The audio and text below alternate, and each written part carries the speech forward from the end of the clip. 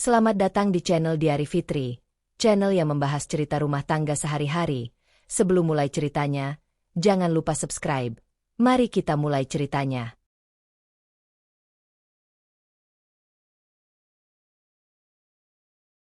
Ponsel di tangan Naya masih menampilkan notifikasi tagihan listrik yang baru saja ia bayar. Angkanya tidak besar, tapi cukup membuat dadanya sesak seperti biasa. Bukan karena ia tak mampu, melainkan karena ia selalu takut kecolongan. Sejak kecil ia terbiasa hidup dari hitungan yang rapi. Berapa masuk, berapa keluar, berapa yang harus disimpan kalau sesuatu buruk terjadi. Ia sedang menutup aplikasi perbankan saat suara Rina, ibu mertuanya, terdengar dari ruang tamu. "Naya, siap ya? Kita makan di luar hari ini." Nada suara itu bukan bertanya, melainkan mengumumkan. Naya menoleh. Rina sudah berdiri rapi dengan tas tangan dan lipstik merah yang biasanya hanya dipakai saat acara penting. Senyumnya tipis, tapi matanya menilai. "Makan di luar, Bu." Naya mengulang pelan. "Restoran baru di pusat kota. Katanya enak. Sekali-sekalilah menikmati hidup," jawab Rina, menyapu ruangan seolah rumah mereka terlalu sederhana untuk seleranya. Sebelum Naya sempat merespons, Ardi muncul dari kamar sambil merapikan jam tangannya. Suaminya itu tersenyum cepat, senyum yang akhir-akhir ini terasa seperti penutup sesuatu. "Ayo, Nay. Ibu sudah lama ingin coba. Kita ikut saja," katanya ringan. Naya menatap Ardi. Dalam hitungan detik, kepalanya dipenuhi angka.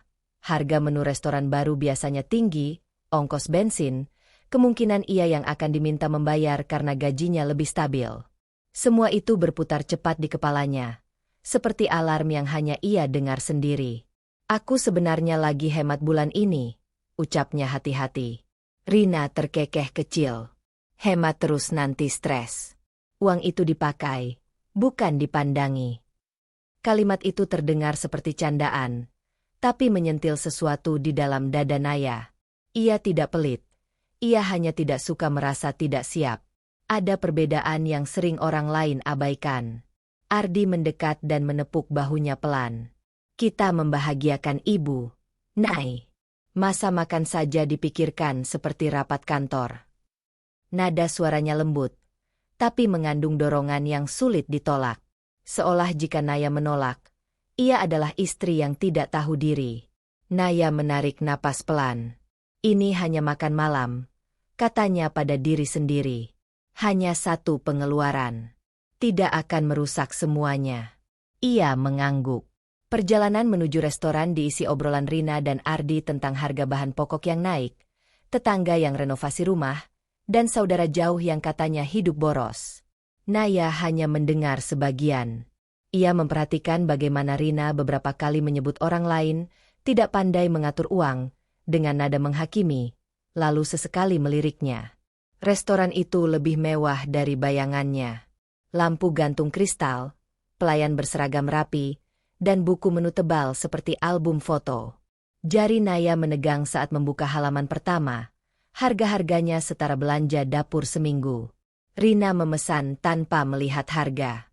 Ardi mengikuti ibunya. Ketika pelayan menoleh pada Naya, ia memilih menu paling sederhana, berharap tidak terlihat mencolok. Makanan belum datang saat bisik-bisik itu dimulai. Rina condong ke arah Ardi. Suaranya cukup pelan tapi tidak sepenuhnya tak terdengar. "Biaya rumah bulan ini bagaimana?" tanya Rina. "Aman," jawab Ardi singkat. "Kamu harus lebih tegas soal pengeluaran. Rumah tangga itu bocor kalau istri tidak bisa menahan diri." Jantung Naya berdegup lebih keras. Ia tahu kalimat itu diarahkan padanya, meski namanya tidak disebut. Ardi tidak membantah. Ia hanya mengangguk kecil. Naya duduk tegak, memandang gelas air di depannya. Pantulan wajahnya tampak tenang, tapi di dalamnya ada rasa asing, seperti tamu di hidupnya sendiri. Ia yang mencatat semua pengeluaran, ia yang menolak belanja tidak perlu, tapi di meja itu ia terasa seperti pihak yang boros. Perasaan itu bukan marah, lebih seperti terasing. Untuk pertama kalinya malam itu, Ia bertanya dalam hati, sejak kapan pembicaraan uang mereka tidak lagi melibatkannya? Pelayan datang mengantar makanan, memotong percakapan. Rina kembali ramah, memuji tampilan hidangan, seolah bisikan tadi tidak pernah ada. Ardi ikut tersenyum dan menyuruh Naya makan. Naya mengangkat sendoknya, tapi selera makannya menurun. Ada jarak tipis yang tiba-tiba terasa di antara mereka, jarak yang tidak terlihat, tapi nyata. Ia menelan suapan pertama dengan susah payah. Di dalam dadanya tumbuh keputusan kecil, hampir tak terdengar. Mulai besok, ia akan mencatat pengeluaran rumah tangga lebih rinci dan tidak lagi langsung percaya saat Ardi berkata, aman. Bukan karena curiga. Hanya berjaga-jaga. Namun bahkan saat ia meyakinkan diri sendiri, ada rasa dingin merayap di tengkuknya. Seperti firasat bahwa kehati-hatian saja mungkin tidak cukup. Rasa dingin di tengkuk Naya belum hilang bahkan setelah beberapa suap makanan masuk ke mulutnya. Ia mengunyah tanpa benar-benar merasakan apapun. Keputusannya untuk mulai mencatat pengeluaran lebih rinci tadi terasa seperti pagar kecil yang ia dirikan sendiri. Tipis, rapuh, tapi memberi ilusi aman. Di depannya, Rina sedang mengomentari tekstur daging dengan nada ahli, seolah ia pelanggan tetap tempat-tempat seperti ini. Ardi mengangguk-angguk sambil sesekali melirik ponselnya. Tidak ada yang bertanya kenapa piring Naya nyaris tak berkurang. Aku ke toilet sebentar, kata Rina akhirnya, menyeka bibirnya. Tas tangannya diangkat. Lalu ia berdiri dengan gerakan anggun yang sedikit dibuat-buat. Naya mengangguk sopan. Dalam hati ia lega ada jeda dari tatapan menilai itu. Begitu Rina pergi, meja terasa lebih lengang. Tapi bukannya nyaman, Naya justru merasa seperti ada ruang kosong yang memperjelas jarak antara dirinya dan Ardi. Kamu kenapa sih dari tadi kaku? Tanya Ardi pelan tanpa menatapnya. Aku biasa saja, jawab Naya. Ardi menghela napas pendek, seperti orang yang malas memperpanjang sesuatu. Jangan dipikirin omongan ibu. Dia memang begitu. Kalimat itu seharusnya menenangkan, tapi bagi Naya justru menimbulkan pertanyaan lain. Kalau Ardi tahu ibunya sering menyinggung, kenapa ia tidak pernah benar-benar menghentikannya?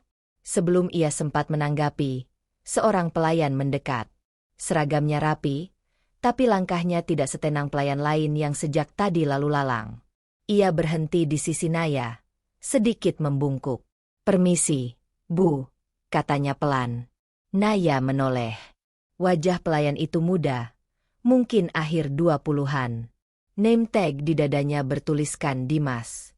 Matanya tidak benar-benar menatap Naya, melainkan bergerak cepat ke arah Ardi, lalu ke lorong menuju toilet. Ada yang kurang? Tanya Naya sopan.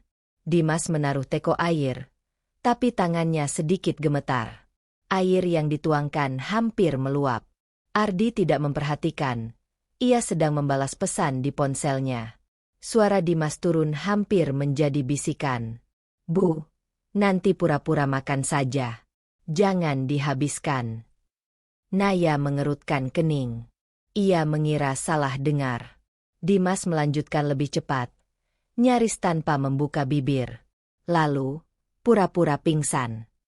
Jantung Naya seperti berhenti sepersekian detik. Apa? Bisiknya refleks. Dimas akhirnya menatapnya sekilas. Ada kecemasan jelas di matanya. Bukan nada bercanda. Tolong percaya. Saya tidak bisa jelaskan sekarang. Naya merasakan telapak tangannya menghangat. Otaknya mencoba mengejar maksud kalimat itu, tapi terlalu banyak kemungkinan yang berloncatan. Ini lelucon? Kesalahan orang? Atau sesuatu yang lebih buruk? Kenapa saya harus? Naya mulai bertanya.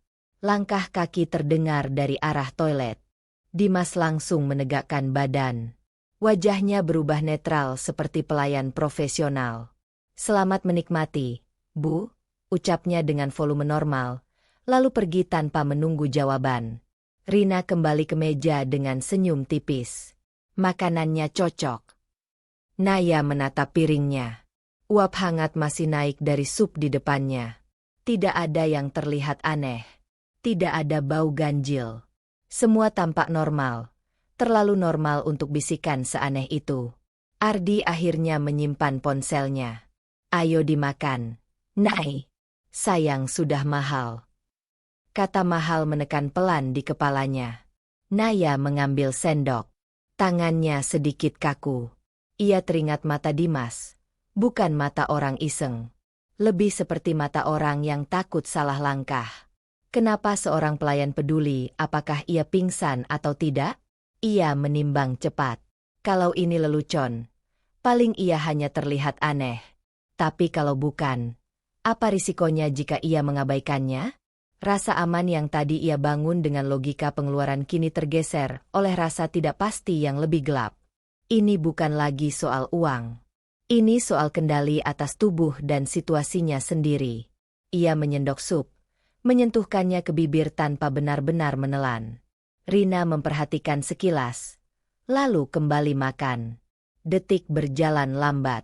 Naya membuat keputusan kecil, aneh, berisiko, tapi terasa seperti satu-satunya cara mengambil alih keadaan. Ia akan mengikuti saran itu, setidaknya sebagian. Bukan karena percaya penuh pada Dimas, tapi karena untuk pertama kalinya malam itu, ia merasa seseorang diam-diam memberinya pilihan. Ia menelan ludah, lalu menyandarkan tubuh sedikit. Kepalanya dimiringkan seolah pusing. Ardi, panggilnya pelan. Suaminya menoleh. Iya. Aku. Agak. Kalimatnya menggantung. Dunia di sekitarnya masih normal. Tapi di dalam dirinya, keputusan itu sudah jatuh seperti koin di dasar sumur. Naya membiarkan sendoknya terlepas dari tangan. Dan untuk pertama kalinya dalam hidupnya, ia bersiap berpura-pura kehilangan kendali demi mencari tahu siapa yang sebenarnya memegang kendali. Sendok itu jatuh lebih keras dari yang Naya perkirakan. Bunyi logamnya memantul di tepi piring, cukup untuk membuat Ardi menoleh cepat. Naya membiarkan bahunya turun. Ia memiringkan kepala, mengatur napas agar terdengar tidak stabil. Jantungnya justru berdetak sangat sadar, ironis untuk seseorang yang berpura-pura limbung. Ardi, suaranya dibuat pelan, seolah jauh. Pandangan Naya sengaja dikaburkan. Ia tidak benar-benar menutup mata, hanya mempersempit fokus. Dunia di sekelilingnya berubah menjadi potongan-potongan suara dan gerak. Aku pusing, katanya, lalu membiarkan tubuhnya condong. Kursinya sedikit bergeser saat ia merosot. Ardi refleks menahan lengannya, tapi terlambat. Kepala Naya jatuh ke sisi meja, tidak keras, tapi cukup meyakinkan. Naya, seru Ardi. Rina bangkit dengan cepat sampai kursinya nyaris terbalik. Reaksinya datang terlalu cepat, seolah ia sudah siap panik bahkan sebelum Naya benar-benar pingsan. Astaga, saya sudah bilang dia kelihatan pucat dari tadi. Suara Rina meninggi, menarik perhatian meja lain. Beberapa orang menoleh. Seorang pelayan di kejauhan berhenti melangkah. Naya menahan diri untuk tidak bereaksi. Ia membiarkan lengannya lemas. Dalam posisi itu, indera pendengarannya justru terasa lebih tajam. Air. Panggil manajer. Cepat, kata Rina kepada pelayan yang mendekat. Nada suaranya bukan sekadar khawatir. Ada dorongan mendesak yang aneh, seperti ingin mempercepat sesuatu. Ardi memegang bahu Naya, tapi sentuhannya ringan. Tidak seperti suami yang panik kehilangan istri. Tangan satunya sudah meraih ponsel. Iya, sekarang, katanya pelan ke seseorang di seberang telepon. Naya mencoba menangkap kata-kata berikutnya, tapi Ardi menjauh setengah langkah. Suaranya diturunkan. Terlalu fokus untuk sekadar meminta bantuan restoran. Rina mengusap dahi Naya berkali-kali. Naya, dengar ibu? Jangan bikin ibu takut begini. Kalimat itu terdengar seperti teguran yang dibungkus kepanikan. Seorang pelayan datang membawa air putih. Bukan Dimas. Naya sempat bertanya dalam hati kemana pelayan itu menghilang. Tapi ia menahan pikiran itu. Sekarang perannya adalah tetap tidak sadar. Kita bawa ke rumah sakit saja. Rina memutuskan cepat. Bu, mungkin tunggu. Pelayan mencoba bicara. Tidak. Menunggu itu berbahaya. potong Rina tegas. Naya merasakan tangannya diangkat. Tasnya disampirkan ke lengannya. Rina yang melakukan itu terlalu sigap untuk seseorang yang panik. Ardi kembali dari telepon. Mobil sudah siap. Sudah siap? Kata itu bergema di kepala Naya. Bukan akan disiapkan. Sudah. Ia merasakan tubuhnya dibantu berdiri. Ia membuat lututnya lemas agar terlihat realistis. Kepalanya disandarkan ke bahu Ardi.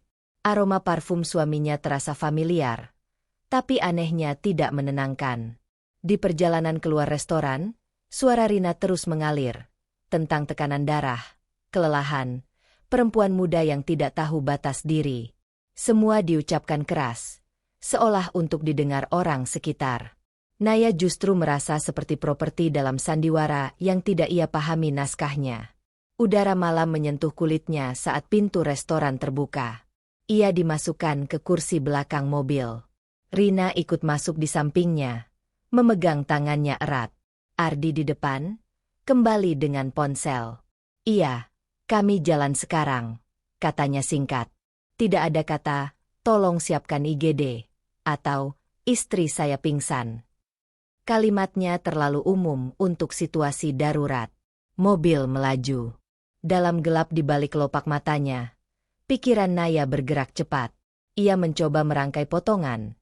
Bisikan Dimas, reaksi Rina yang berlebihan, Ardi yang lebih sibuk menelepon. Ini bukan lagi soal pura-pura pingsan. Ini tentang melihat siapa yang melakukan apa saat ia dianggap tidak berdaya. Untuk pertama kalinya, Naya menyadari sesuatu yang membuat dadanya dingin. Berpura-pura lemah memberinya akses pada sisi orang lain yang biasanya tersembunyi. Rina menepuk pipinya pelan. Tahan ya. Naya, ibu bawa kamu ke rumah sakit. Nada itu lembut, tapi ada ketegangan di dalamnya. Bukan takut kehilangan, lebih seperti takut sesuatu tidak berjalan sesuai rencana. Mobil berhenti lebih cepat dari perkiraan. Bau antiseptik samar tercium saat pintu dibuka. Rumah sakit. Langkah-langkah tergesa. Suara roda ranjang. Seseorang membantu memindahkannya. Naya tetap diam. Di tengah hiruk-pikuk itu, satu keputusan kecil tumbuh di dalam dirinya. Keputusan yang terasa lebih berisiko dari berpura-pura pingsan. Ia tidak akan sadar terlalu cepat. Ia ingin melihat sejauh apa sandiwara ini berjalan saat ia dianggap tidak melihat apa-apa. Dan untuk pertama kalinya malam itu, rasa takutnya berubah bentuk. Bukan lagi takut kehilangan uang, tapi takut mengetahui kebenaran. Naya mempertahankan kelopak matanya tetap terpejam bahkan saat tubuhnya dipindahkan ke ranjang beroda. Suara roda bergesek lantai rumah sakit terdengar jelas, bercampur dengan aroma antiseptik yang menusuk hidung. Keputusan untuk tetap, tidak sadar, masih ia pegang. Tapi sekarang rasanya lebih berat. Semakin lama ia berdiam, semakin ia takut pada apa yang mungkin ia dengar. Tekanan darahnya normal. Suara perempuan terdengar dekat dan tenang. Naya mengenali nada profesional itu. Seorang dokter. Pasien hanya kelelahan. Mungkin kurang istirahat atau stres. Lanjut suara itu. Kelopak mata Naya akhirnya bergerak sedikit. Ia membuka mata perlahan, seolah baru kembali dari pingsan sungguhan. Lampu putih IGD menyilaukan. Di samping ranjangnya berdiri seorang dokter perempuan berusia sekitar 40-an. Wajahnya tegas tapi tidak dingin. Saya Dokter Sari, katanya ketika melihat Naya mulai sadar. Kamu bisa dengar saya? Naya mengangguk pelan. Tenggorokannya kering. Saya. Di mana? IGD. Kamu sempat lemas di restoran, kata keluarga kamu. Jawab Dokter Sari sambil memeriksa pergelangan tangan Naya dengan cekatan.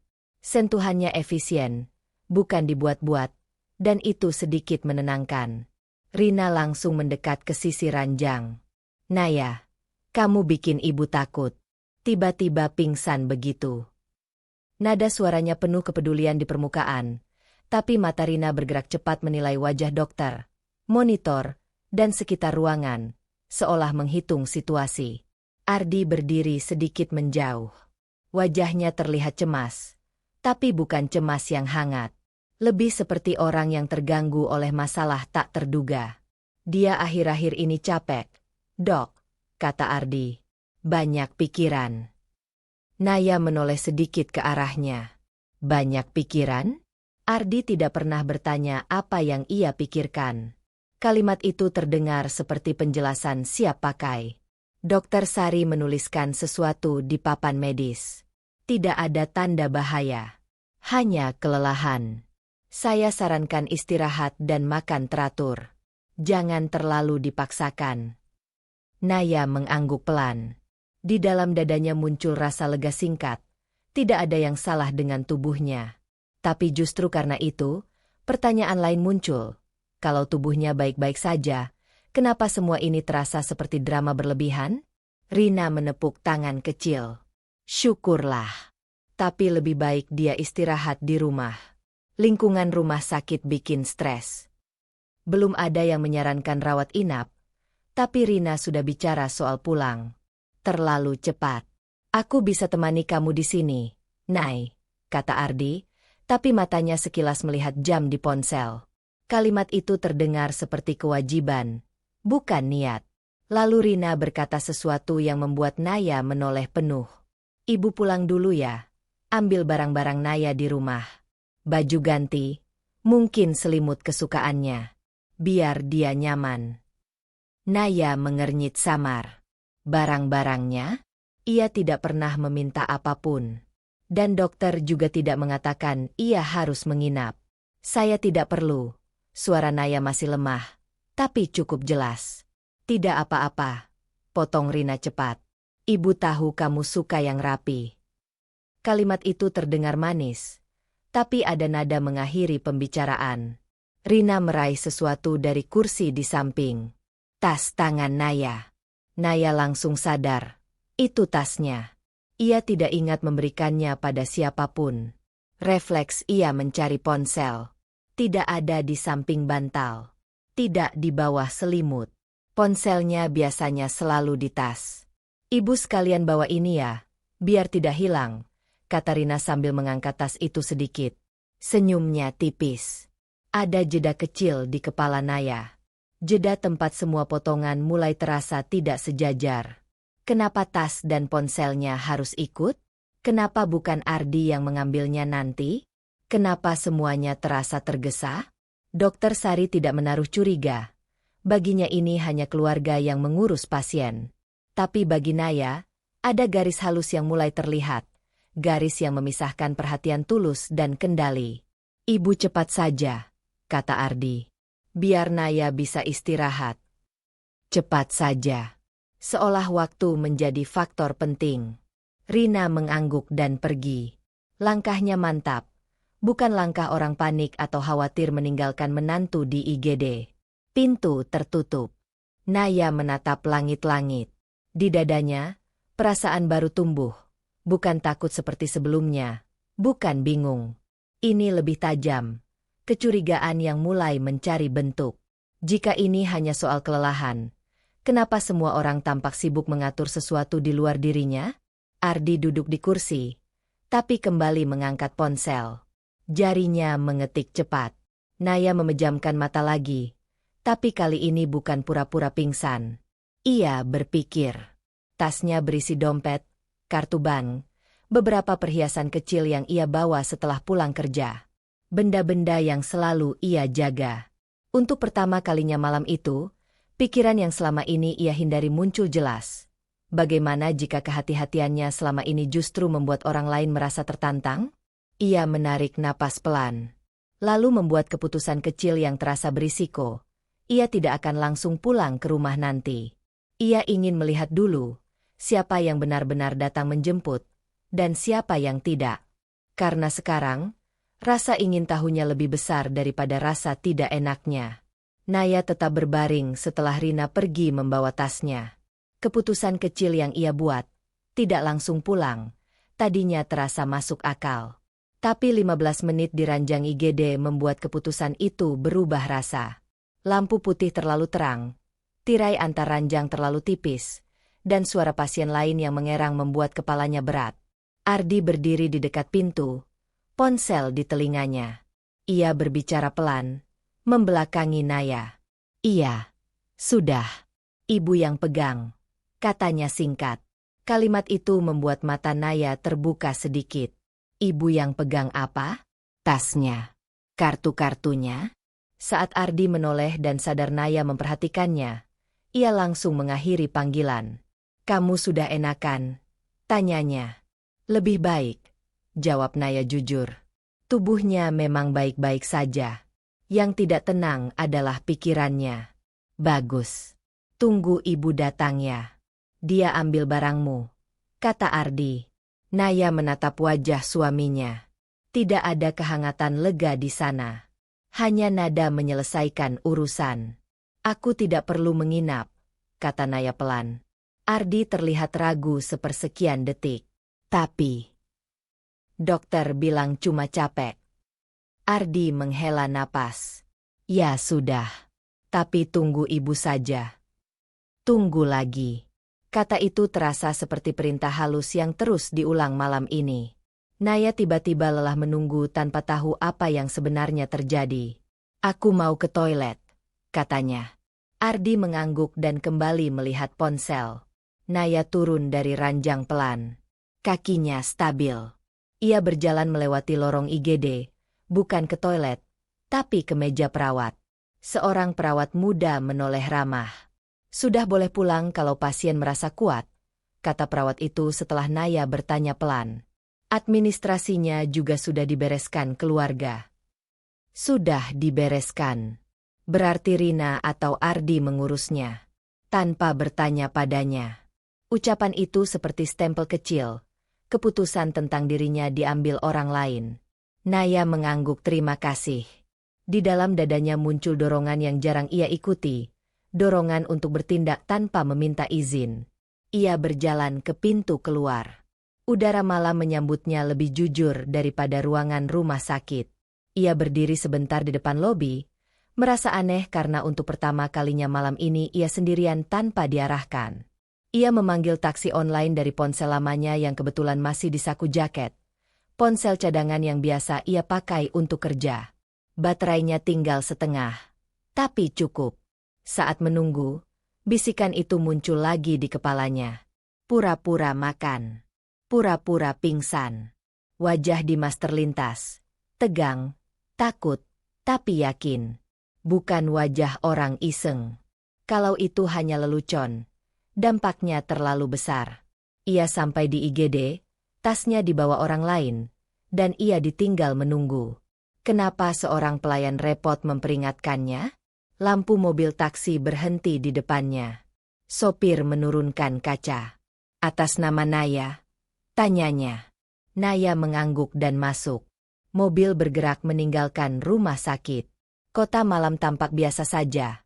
Lampu toko, orang makan di pinggir jalan, suara motor lewat. Dunia berjalan normal, seolah hanya dirinya yang berada di cerita berbeda. Ia menyandarkan kepala ke kursi. Perasaan lama merayap naik. Perasaan yang dulu sering ia tekan, dianggap tidak mengerti, tidak perlu tahu, cukup mengikuti.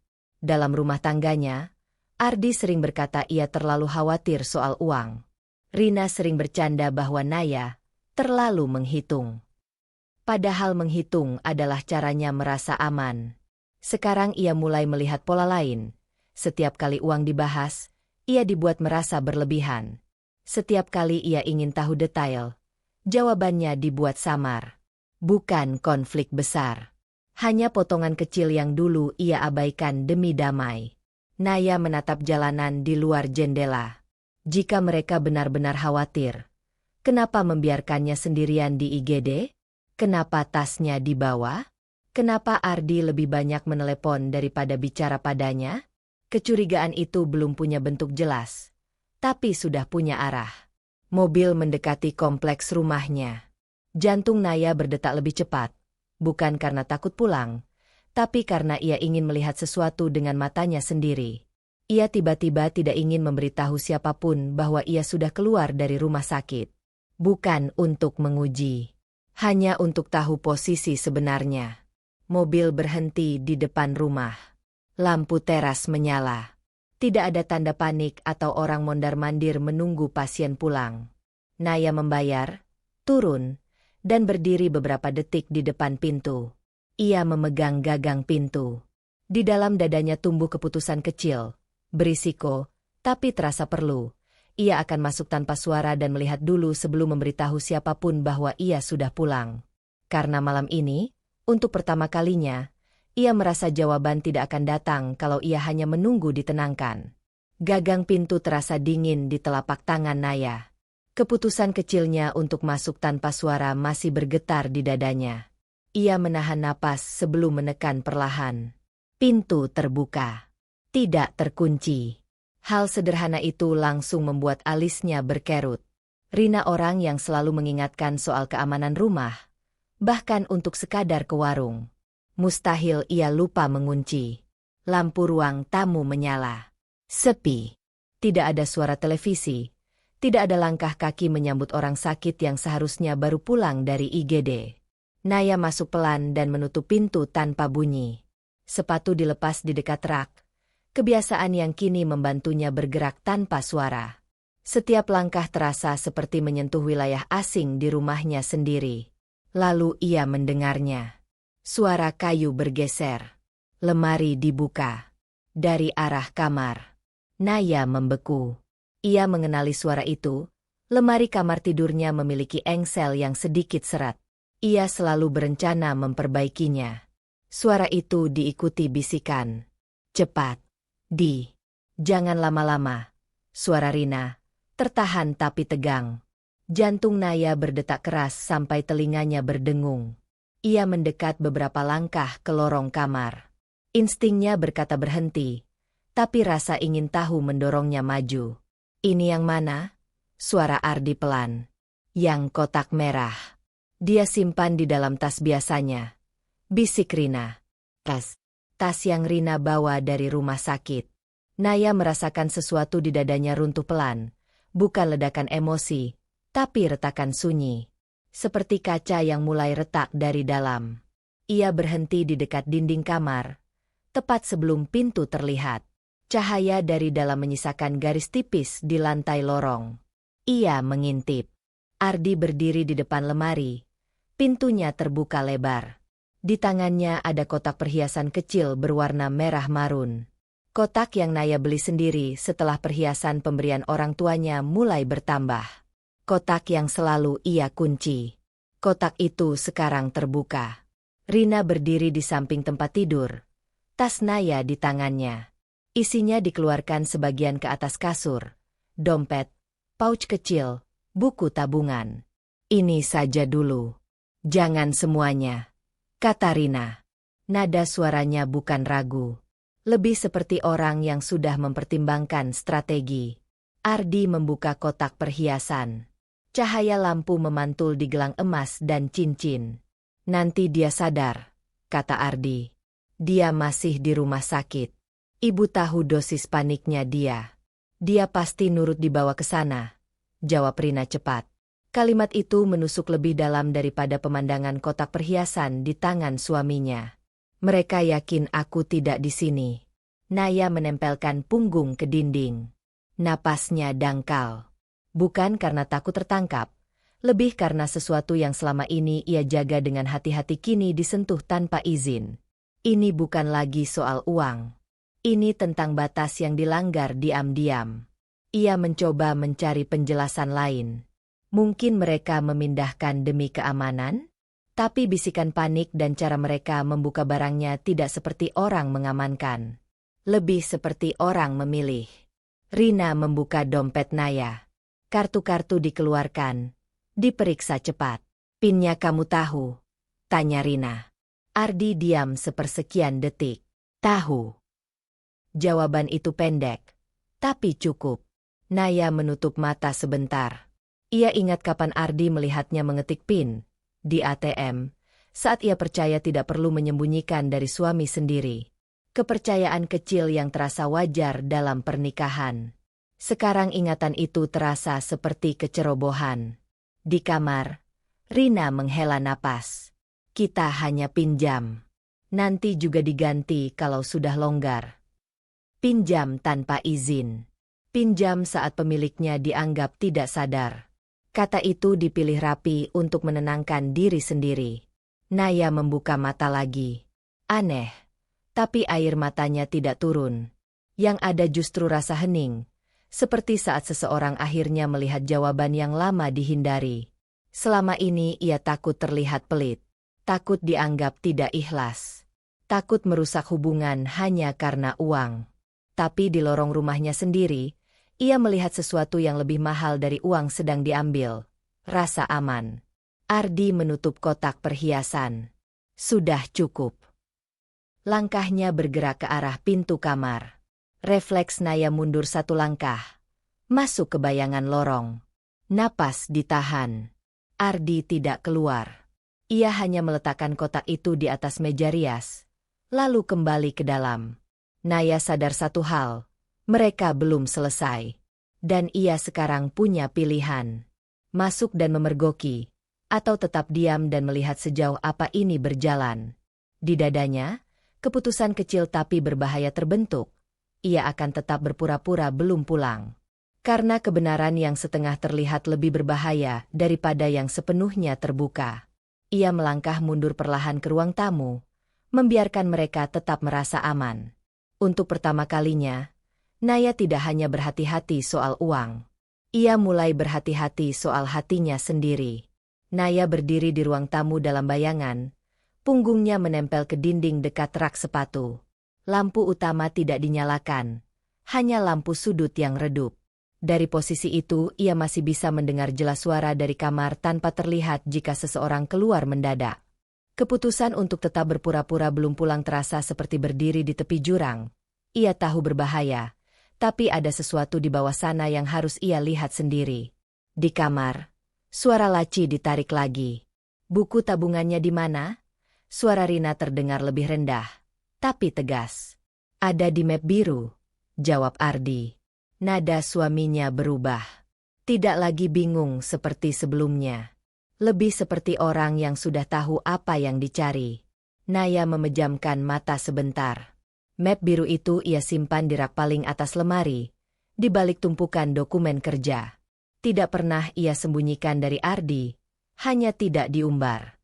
Baginya, tabungan adalah jaring pengaman, sesuatu yang membuatnya tenang jika dunia tiba-tiba goyah. Langkah kaki di dalam kamar bergeser. Bunyi kertas. Lalu suara map dibuka. Ini dia, kata Ardi. Ada jeda. Lumayan juga, lanjut Rina. Dan untuk pertama kalinya malam itu, nada suaranya mengandung kepuasan yang tidak disembunyikan. Naya merasakan ujung jarinya dingin. Ia meremas telapak tangannya sendiri agar tetap sadar bahwa ia benar-benar di sini, tidak sedang bermimpi buruk. Dengar ibu, kata Rina lagi.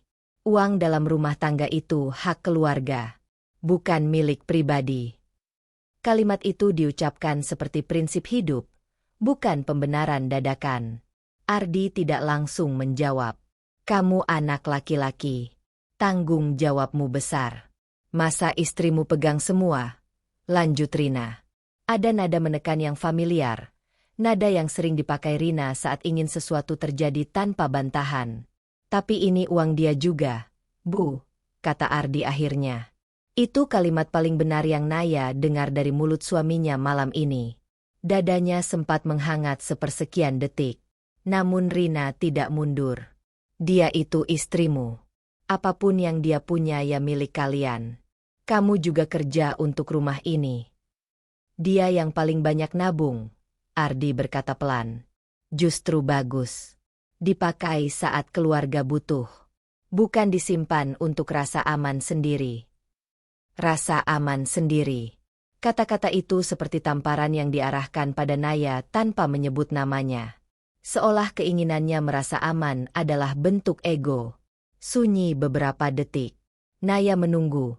Tanpa sadar berharap Ardi akan menutup map itu, mengembalikannya, atau setidaknya berkata cukup. Tapi suara berikutnya yang ia dengar adalah bunyi foto buku tabungan diambil dari ponsel. Klik. Satu suara kecil yang mematahkan harapan besar. Pinnya sama seperti kartu, tanya Rina. Iya, jawab Ardi. Jawaban itu datang lebih cepat dari yang Naya duga.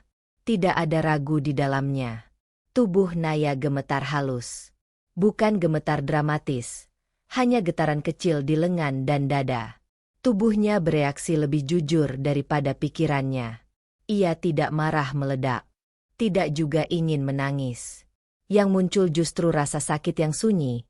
Jenis sakit saat seseorang yang dipercaya memilih tidak melindungi. Ia teringat momen-momen kecil. Ardi memuji kebiasaannya menabung. Bercanda bahwa Naya, menteri keuangan rumah, memintanya mengatur cicilan. Semua terasa seperti pengakuan. Sekarang terdengar seperti pengamatan. Ambil secukupnya dulu, kata Rina. Jangan sampai dia curiga. Curiga. Berarti mereka sadar ini salah. Hanya tidak ingin ketahuan. Naya membuka mata dan menatap lantai. Ia merasa seperti tamu di rumahnya sendiri. Mendengarkan orang lain membahas hartanya seolah milik bersama yang bisa diambil diam-diam. Namun di balik sakit itu, sesuatu mulai berubah. Selama ini kehati-hatian Naya lahir dari rasa takut kekurangan. Sekarang, kehati-hatian itu berubah arah, menjadi perlindungan diri. Ia sadar satu hal pahit. Orang yang paling mudah mengambil darinya bukan orang asing, tapi orang yang tahu ia jarang menolak. Di kamar, suara laci ditutup. Sudah. Jangan lama-lama, kata Rina. Langkah kaki mendekat ke arah pintu kamar. Naya bergerak cepat tapi sunyi ke arah pintu depan. Jantungnya berdegup keras. Tapi langkahnya terkontrol. Ia membuka pintu sedikit, lalu menutupnya lagi agak keras. Cukup untuk terdengar seperti orang baru masuk. Lalu ia mengetuk pintu dari luar. Tok, tok. Suara di kamar langsung berhenti. Naya menahan napas. Lalu membuat keputusan kecil yang berisiko tapi tegas. Ia akan berpura-pura baru pulang dari rumah sakit. Bukan untuk drama, tapi untuk melihat wajah mereka saat merasa aman tiba-tiba runtuh. Tok, tok. Bunyi ketukan itu memotong percakapan di dalam kamar seperti gunting memotong kain. Naya berdiri di depan pintu dengan punggung tegak, meski telapak tangannya sedikit berkeringat. Ia baru saja menutup pintu dengan suara cukup keras agar terdengar seperti orang masuk, lalu keluar lagi untuk mengetuk. Sandiwara kecil, tapi cukup untuk mengubah posisi. Di dalam, terdengar langkah tergesa. Sesuatu dijatuhkan pelan. Laci didorong cepat. Siapa? Suara Ardi terdengar tegang. Aku, jawab Naya dengan suara dibuat lelah. Buka dong. Ada jeda sepersekian detik, terlalu lama untuk sekadar membuka pintu bagi istri yang baru pulang dari rumah sakit. Pintu dibuka. Wajah Ardi muncul duluan. Kagetnya tidak bisa disembunyikan meski ia berusaha menetralkan ekspresi. Matanya refleks melirik ke belakang, ke arah kamar. Naya? Kamu, kok sudah pulang? Tanyanya. Naya mengangkat bahu kecil. Dokternya bilang aku cuma capek. Aku tidak nyaman di sana. Ia melangkah masuk tanpa menunggu izin. Aroma rumah menyambutnya. Aroma yang biasanya menenangkan, sekarang terasa asing. Rina keluar dari kamar dengan senyum yang dipaksakan rapi. Loh, Naya, ibu kira kamu masih di IGD. Iya, tadinya, jawab Naya. Tapi kan tidak apa-apa. Mata Naya menangkap detail-detail kecil. Map biru tidak lagi di rak atas. Tasnya terbuka di atas kasur yang terlihat dari pintu kamar. Kotak perhiasan sedikit bergeser dari posisi biasa. Mereka cepat, tapi tidak cukup rapi untuk seseorang yang tahu letak asli barangnya. Aku masuk dulu ya, kata Naya pelan. Ia berjalan ke kamar. Ardi dan Rina otomatis mengikuti, seperti penjaga yang takut sesuatu disentuh. Di dalam kamar, udara terasa lebih hangat. Naya mendekati tempat tidur. Tasnya ada di sana. Resletingnya tidak tertutup sempurna. Ia menyentuhnya pelan. Kalian lagi cari apa? Tanyanya ringan. Rina menjawab paling cepat. Bukan cari. Ibu cuma mau amankan barang-barang kamu. Amankan? Ulang Naya. Iya. Tadi kamu pingsan. Ibu takut rumah kosong. Barang berharga kamu terbuka. Banyak orang tahu kamu ke rumah sakit. Alasannya terdengar masuk akal di permukaan. Tapi terlalu rapi. Seperti jawaban yang sudah disiapkan. Ardi mengangguk. Aku juga bantu ibu saja. Naya membuka tasnya. Dompetnya ada. Tapi posisi kartu-kartu sedikit berbeda. Orang lain mungkin tidak sadar. Ia sadar. Ia menoleh ke meja rias. Kotak perhiasannya di sana. Ia membukanya pelan. Semua masih ada. Atau setidaknya terlihat lengkap. Mereka belum sempat memindahkan. Kelegaan kecil muncul. Tapi tidak menghapus rasa lain yang lebih besar. Ia menutup kotak itu. Lalu sesuatu di dalam dirinya retak menjadi suara kecil yang keluar sebagai tawa. Pelan. Pendek. Hampir seperti embusan napas. Ardi dan Rina menatapnya. Kamu kenapa? Tanya Ardi. Naya menggeleng. Lucu saja. Apa yang lucu? Rina mencoba tersenyum. Naya menatap mereka bergantian. Wajah suami yang dulu ia anggap tempat paling aman. Dan wajah ibu mertua yang selalu bicara tentang keluarga sebagai satu kesatuan. Lucu, kata Naya pelan. Bagaimana orang bisa merasa aman, sementara orang lain sibuk mengamankan barangnya. Kalimatnya tidak menuduh. Tidak juga lembut. Hanya datar. Rina tertawa kecil menimpali. Namanya juga keluarga. Saling jaga. Kata keluarga menggantung di udara. Dulu kata itu membuat Naya mengalah dalam banyak hal. Soal uang dipinjam, keputusan diambil tanpa diajak bicara, komentar tentang cara hidupnya. Keluarga berarti menyesuaikan. Sekarang kata itu terasa seperti kunci yang dipakai orang lain untuk membuka miliknya. Aku capek, kata Naya akhirnya. Mau istirahat. Ia duduk di tepi kasur, membelakangi mereka. Bukan mengusir, tapi memberi tanda bahwa percakapan selesai. Ardi tampak ingin berkata sesuatu, tapi tidak jadi. Rina menepuk bahu Naya sebentar, sentuhan yang terasa formal, lalu keluar kamar. Ardi menyusul. Pintu kamar tertutup. Sun. Naya menatap kotak perhiasannya. Tangannya bergerak pelan menggesernya ke dalam laci terdalam, lalu menguncinya. Kunci kecilnya ia simpan di saku celana. Bukan di tempat biasa. Itu gerakan sederhana. Tapi baginya terasa seperti menarik garis tipis di tanah. Ia tidak menangis. Air mata butuh ledakan emosi. Yang ia rasakan sekarang lebih dingin dari itu. Pengkhianatan kecil-kecil yang dulu ia maafkan mulai membentuk pola. Dan pola tidak bisa disangkal hanya dengan alasan keluarga. Di dalam dadanya muncul keputusan kecil. Tenang tapi berisiko. Mulai besok, ia akan memeriksa rekeningnya satu persatu tanpa memberitahu siapapun. Bukan untuk mencari salah, tapi untuk memastikan ia tidak sedang hidup dalam cerita yang orang lain tulis untuknya. Naya menatap layar ponselnya di atas tempat tidur. Aplikasi perbankan masih terbuka sejak tadi. Angka-angka di sana tidak berubah. Tabungannya masih utuh.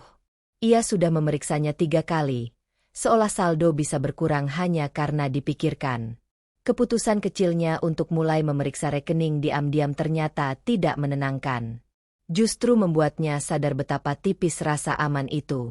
Uang bisa dijaga dengan PIN dan kunci. Tapi kepercayaan? Tidak ada aplikasinya. Di luar kamar, suara televisi terdengar pelan. Rina menonton sinetron seperti malam biasa. Ardi sesekali tertawa kecil menanggapi. Suara-suara itu terdengar normal.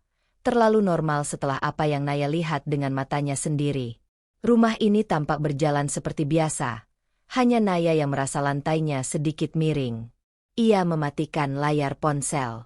Jarinya ragu beberapa detik sebelum membuka daftar kontak. Satu nama berhenti di ibu jarinya. Lila. Ia tidak sering curhat. Bukan karena tidak percaya, tapi karena terbiasa menyelesaikan sendiri. Namun malam ini, pikirannya penuh suara yang saling bertabrakan. Ia butuh satu suara dari luar kepalanya. Naya menekan panggilan. Dering pertama. Kedua. Halo? Suara Lila terdengar sedikit serak. Mungkin sudah bersiap tidur. Tapi nada hangatnya langsung terasa. Lila, ganggu? Tanya Naya pelan. Kalau kamu telepon jam segini, berarti penting. Kamu kenapa? Lila langsung menangkap sesuatu. Ia memang selalu begitu. Tidak banyak basa-basi, tapi peka. Naya terdiam sebentar. Ia mencari kata yang tidak berlebihan tapi juga tidak mengecilkan. Aku cuma mau cerita sedikit. Cerita saja. Aku dengar. Kalimat sederhana itu membuka sesuatu di dada Naya. Ia mulai bercerita tentang makan malam, pingsan, rumah sakit, tasnya dibawa, pulang diam-diam, dan melihat lemari dibuka. Ia tidak dramatis. Hanya menyusun kejadian seperti laporan. Lila tidak memotong. Tidak berseru kaget. Hanya dia mendengarkan sampai Naya selesai. Menurutmu aku lebay? Tanya Naya akhirnya. Pertanyaan itu keluar pelan. Tapi jujur. Ketakutan terbesarnya bukan kehilangan uang, melainkan dianggap berlebihan. Di seberang sana, Lila menarik napas pelan. Aku mau tanya satu hal saja. Apa? Sekarang kamu jawab jujur ke diri sendiri. Kamu masih merasa aman di rumahmu sendiri? Pertanyaan itu tidak keras. Tidak juga menuduh. Justru karena diucapkan tenang, ia masuk lebih dalam. Naya membuka mulut, tapi tidak ada jawaban langsung keluar. Aman. Kata itu biasanya berarti pintu terkunci, lingkungan tenang, tidak ada bahaya. Tapi sekarang maknanya bergeser. Aman berarti tidak perlu menyembunyikan PIN. Tidak perlu mengunci lemari sendiri. Tidak perlu pura-pura tidur untuk tahu kebenaran. Ia memandang pintu kamarnya. Tidak dikunci. Siapapun bisa masuk seperti tadi. Aku. Suaranya mengecil. Aku tidak tahu. Dan itu adalah jawaban paling jujur yang pernah ia berikan. Lila tetap tidak menghakimi. Aku tidak bilang suamimu jahat. Aku juga tidak bilang ibu mertuamu berniat buruk. Tapi rasa aman itu sinyal. Kalau hilang, jangan diabaikan. Naya menelan ludah. Matanya terasa hangat, tapi tidak sampai menangis. Aku takut salah paham, kata Naya. Takut salah paham itu wajar. Tapi takut melihat kenyataan juga bisa bikin kita lama di tempat yang salah. Jawab Lila. Sunyi sebentar. Suara televisi di luar kamar berganti iklan. Lila melanjutkan lebih lembut. Batas itu bukan melawan keluarga. Batas itu melindungi diri. Kalimat itu sederhana, tapi terasa seperti kunci yang pas di lubang yang selama ini macet. Naya selama ini mengira batas sama dengan ego. Sekarang ia mulai melihatnya sebagai perlindungan. Aku belum mau ribut, kata Naya. Tidak perlu. Mulai dari hal kecil. Jaga yang memang milikmu. Lihat reaksi mereka. Dari situ kamu tahu banyak. Saran itu terasa masuk akal. Tidak mendorong perang. Hanya mendorong kesadaran. Naya mengangguk meski Lila tidak melihat. Makasih ya. Kamu tidak sendirian, Nay. Ingat itu. Panggilan berakhir. Kamar kembali sunyi. Tapi sunyi yang berbeda. Lebih penuh pikiran daripada kebingungan. Naya bangkit dari tempat tidur. Ia berjalan ke lemari, mengambil map biru, lalu mengeluarkan buku tabungan. Bukan untuk menghitung saldo, tapi memastikan ia tahu persis apa yang ia miliki. Ia lalu mengambil satu kartu ATM dari dompet dan memindahkannya ke pouch kecil yang ia masukkan ke dalam tas kerja yang selalu ia bawa ke kantor. Gerakan kecil. Hampir sepele. Tapi di dalam dirinya, itu seperti memindahkan sebagian kendali kembali ke tangannya. Sebelum tidur, satu keputusan kecil lagi terbentuk. Lebih berisiko dari memindahkan kartu. Besok ia akan memperhatikan Ardi, bukan sebagai suami yang dipercaya, tapi sebagai orang yang perlu dipahami ulang. Dan pikiran itu membuat dadanya berat sekaligus lebih terjaga. Karena untuk pertama kalinya, Naya tidak hanya bertanya apa yang terjadi, ia mulai bertanya siapa yang sebenarnya hidup bersamanya. Pagi itu Naya berangkat lebih awal dari biasanya.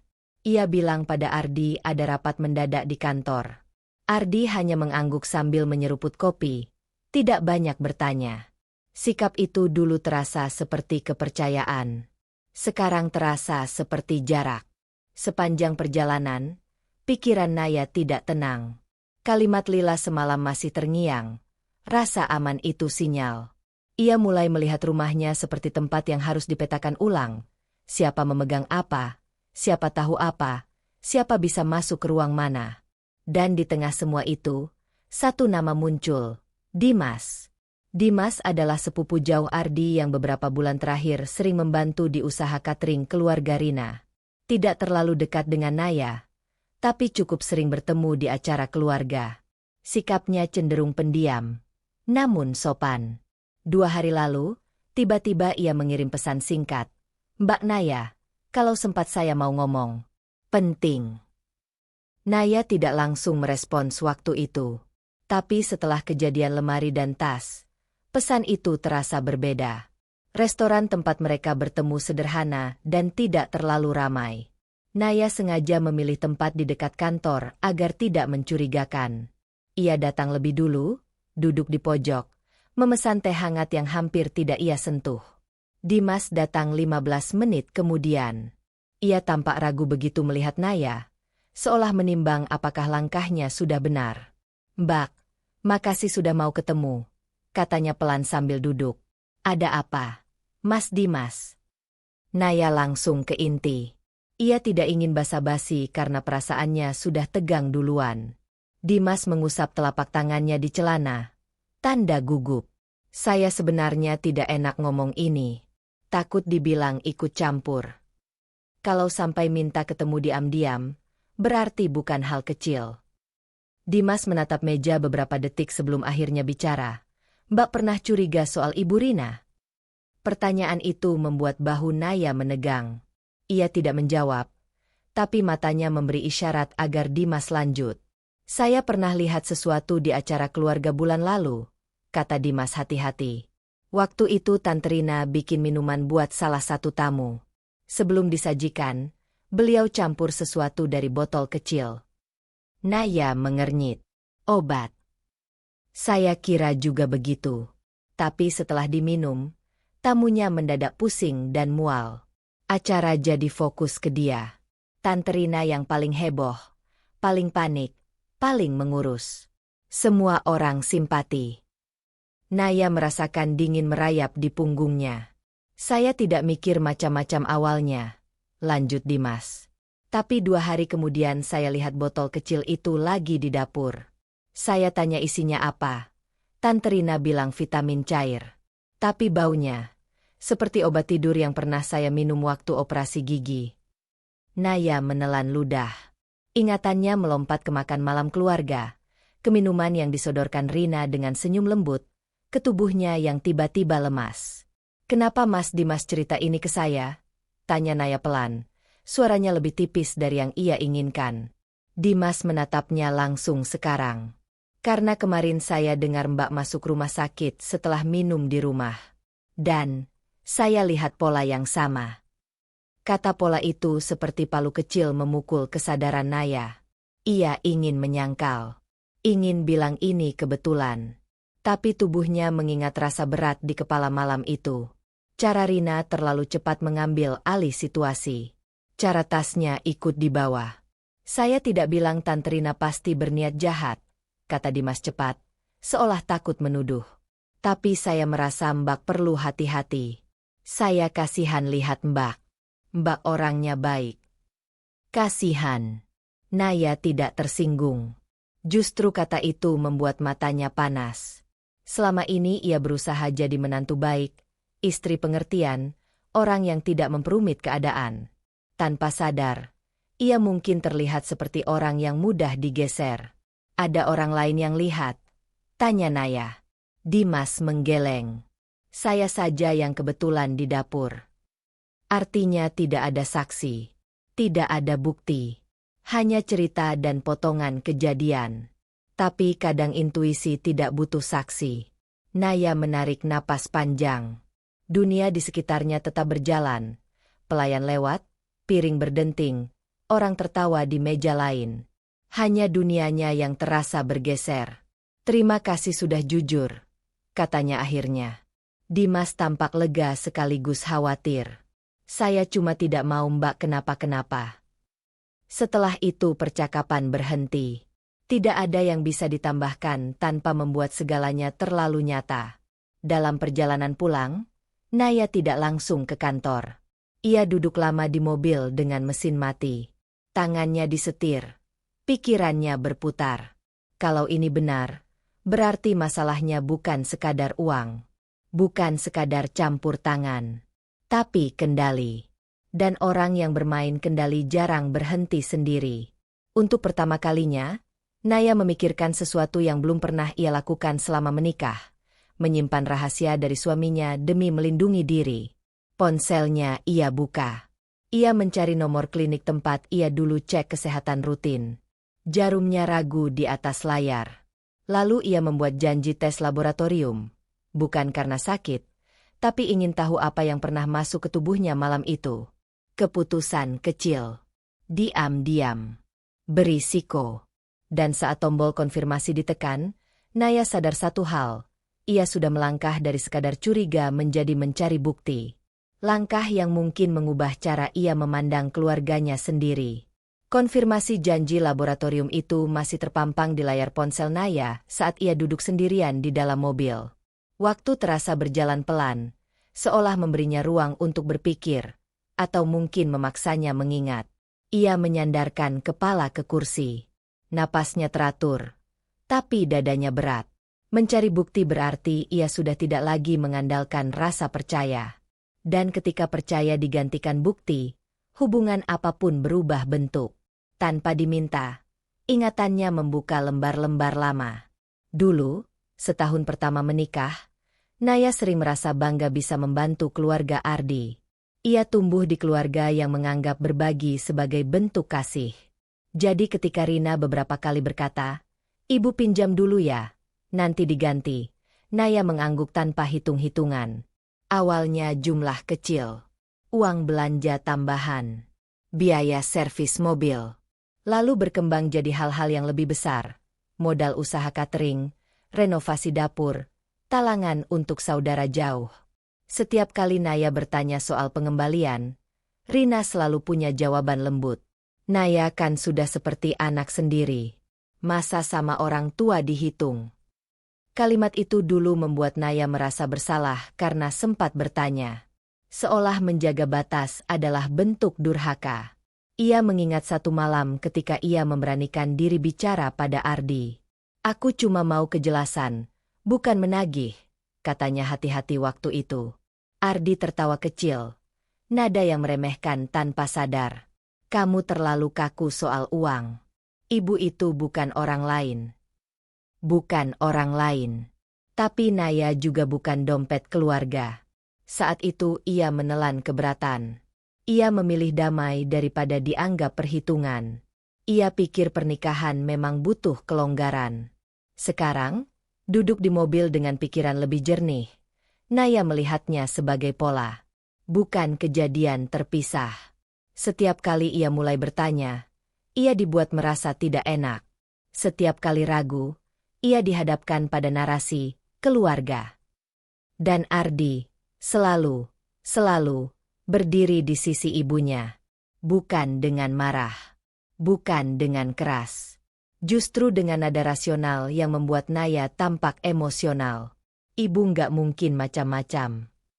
Kamu salah paham. Kamu lagi capek makanya sensitif." Kalimat-kalimat itu dulu terdengar menenangkan. Sekarang terdengar seperti penghapus. Menghapus naluri Naya sedikit demi sedikit. Naya membuka aplikasi mobile banking. Ia menelusuri mutasi lama. Transfer-transfer yang dulu ia lakukan dengan ringan kini terasa seperti jejak yang baru bisa ia baca maknanya. Jumlahnya tidak membuatnya sesak. Yang membuatnya sesak adalah menyadari betapa mudahnya ia digiring. Ia tidak merasa miskin secara materi. Tapi tiba-tiba ia merasa kecil sebagai manusia. Harga dirinya, bukan saldonya, yang tergerus. Ada perbedaan besar antara memberi dengan rela dan memberi karena ditekan halus. Dan Naya baru sekarang bisa membedakan keduanya. Ponselnya bergetar. Pesan dari Ardi. Kamu di kantor. Pertanyaan sederhana. Tapi Naya menatapnya lama. Dulu ia akan langsung menjawab. Mengabarkan setiap langkah. Bukan karena diminta, tapi karena merasa itu bentuk keterbukaan. Hari ini jarinya diam. Untuk pertama kalinya, ia merasakan dorongan menyimpan sesuatu untuk dirinya sendiri. Bukan untuk balas dendam. Hanya untuk ruang bernapas. Ia akhirnya membalas singkat. Iya, lagi sibuk. Tidak sepenuhnya bohong. Pikirannya memang sibuk. Beberapa detik kemudian Ardi membalas. Nanti malam kita makan di rumah ibu ya. Ibu masak. Jantung Naya berdegup sedikit lebih cepat. Dulu undangan itu terasa hangat. Sekarang terasa seperti panggung tempat ia harus waspada. Ia membayangkan meja makan, senyum Rina, gelas minuman yang disodorkan dengan perhatian. Dan dirinya yang dulu meminum tanpa ragu. Ada masa ketika ia ingin menjadi menantu yang disayang. Sekarang ia hanya ingin menjadi dirinya sendiri tanpa dimanipulasi. Naya mengetik balasan. Menghapusnya. Mengetik lagi. Akhirnya ia kirim. Lihat nanti ya. Badanku masih kurang enak. Alasan yang aman. Tidak menolak. Tidak menerima. Tapi di dalam dirinya, sebuah garis mulai tergambar. Tipis. Belum terlihat orang lain. Tapi nyata baginya. Ia menyalakan mesin mobil. Namun bukannya menuju kantor, ia justru memutar arah ke bank tempat ia dan Ardi membuka rekening gabungan dulu. Bukan untuk menarik uang. Bukan untuk menutup apapun. Hanya ingin tahu prosedur mengubah pengaturan akses dan notifikasi. Langkah kecil. Hampir tidak terlihat. Tapi baginya, itu seperti mengambil kembali sepotong kendali. Saat mobil melaju, Naya merasakan sesuatu yang berbeda dari sedih atau marah. Kejernihan. Dan kejernihan kadang lebih menakutkan, karena tidak memberi ruang untuk pura-pura. Ia belum siap menghadapi Ardi. Belum siap menuduh Rina. Belum siap membuka konflik. Tapi ia siap memastikan dirinya tidak lagi berjalan dalam kabut. Mobilnya berbelok masuk ke area parkir bank. Keputusan kecil itu terasa berisiko, seolah ia diam-diam melangkah keluar dari peran lama yang selama ini ia jalani. Dan untuk pertama kalinya sejak menikah, Naya tidak bertanya apakah langkahnya akan membuat orang lain tidak nyaman. Ia hanya bertanya satu hal pada dirinya sendiri. Kalau bukan aku yang melindungi diriku, siapa lagi? Pintu kaca bank menutup pelan di belakang Naya, menyisakan pantulan dirinya yang tampak lebih tenang dari yang ia rasakan. Tadi ia hanya menanyakan prosedur, mengubah notifikasi transaksi, menambah verifikasi ganda, hal-hal kecil yang dulu tak pernah terpikirkan. Petugas bank menjelaskan dengan ramah, tanpa tahu bahwa bagi Naya, setiap penjelasan adalah lapisan perlindungan. Ia tidak merasa licik. Ia hanya merasa terlambat belajar. Keluar dari bank, ponselnya menunjukkan beberapa pesan pekerjaan yang belum dibalas. Ia memutuskan benar-benar ke kantor kali ini, menebus kebohongan kecil yang tadi ia kirim pada Ardi. Jalanan siang itu padat, tapi kepalanya justru terasa lengang, seperti ruangan yang baru dibersihkan dari barang-barang lama. Namun ketenangan jarang bertahan lama akhir-akhir ini. Di lobi gedung kantor Ardi, Naya sebenarnya hanya berniat menitipkan makan siang. Ia masih terbiasa melakukan hal-hal kecil sebagai istri, meski hatinya sedang menarik jarak. Ia tidak ingin membuat drama, ia hanya belum siap bersikap dingin.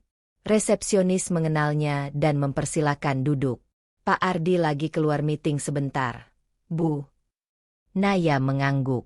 Tidak masalah. Ia bisa menunggu atau sekadar meninggalkan makanan. Saat itulah seorang pria mendekat dengan langkah ragu. Usianya sekitar Ardi, kemeja kerjanya sedikit kusut. Wajahnya menyimpan kelelahan yang jujur. Naya, ya? Tanyanya hati-hati. Naya menoleh. Iya. Maaf. Saya Bimo. Teman satu tim Ardi. Ia memberi senyum sopan, tapi matanya tampak seperti orang yang sedang memikirkan sesuatu. Sering dengar cerita tentang kamu. Nada itu bukan nada menggoda atau basa-basi kosong. Lebih seperti pengakuan netral. Naya membalas senyum tipis. Oh, iya. Ardi pernah sebut nama Mas Bimo. Bimo tampak hendak berlalu, lalu berhenti. Pandangannya jatuh ke kotak makan di tangan Naya. Ardi beruntung, katanya ringan. Lagi kondisi begini masih ada yang perhatiin makan. Kalimatnya terdengar biasa. Tapi ada sesuatu yang mengganjal di kata kondisi. Naya tidak langsung menangkap maksudnya. Kondisi. Bimo terlihat salah langkah. Wajahnya berubah seperti orang yang keceplosan. Maksudnya, ya sibuk, stres kerjaan. Naya menatapnya lebih lama. Bukan menekan, hanya memberi ruang bagi kejujuran. Dan kadang ruang sunyi lebih efektif daripada pertanyaan. Bimo menghela napas kecil. Maaf kalau saya salah ngomong. Saya kira kamu sudah tahu. Perut Naya terasa mengencang. Nalurinya yang lama, naluri yang sering diabaikan, kini berdiri tegak. Tahu apa? Tanyanya pelan. Bimo menurunkan suara. Ardi lagi berat di bisnis sampingannya. Beberapa proyek nggak jalan. Investor nagih. Kami di kantor sampai patungan nutup operasional tim kemarin. Dunia tidak runtuh. Lobi tetap ramai. AC tetap berdengung. Tapi di dalam diri Naya, potongan-potongan kejadian seperti mencari tempatnya sendiri. Kotak perhiasan. Rekening. Kepanikan Rina. Telepon-telepon Ardi. Semua seperti garis yang akhirnya bertemu. Naya tidak langsung marah. Justru yang muncul pertama adalah rasa iba yang refleks. Iba pada Ardi yang mungkin tertekan sendirian. Tapi iba itu tidak lagi polos. Ia kini berdampingan dengan kesadaran. Utangnya besar. Tanya Naya. Bimo menggaruk tengkuknya. Saya nggak tahu detail. Tapi sampai dia cari pinjaman cepat ke beberapa orang. Makanya saya heran lihat dia masih kelihatan tenang di rumah. Tenang. Naya hampir tersenyum pahit. Tenang di rumah. Karena rumah punya dirinya. Sumber yang selama ini selalu bisa diandalkan. Iya. Bimo tampak menyesal. Saya nggak bermaksud ikut campur. Cuma, Ardi orangnya gengsi. Kadang kalau ada yang bisa bantu, dia pilih diam. Diam. Atau menyembunyikan? Naya mengangguk pelan. Makasih sudah cerita.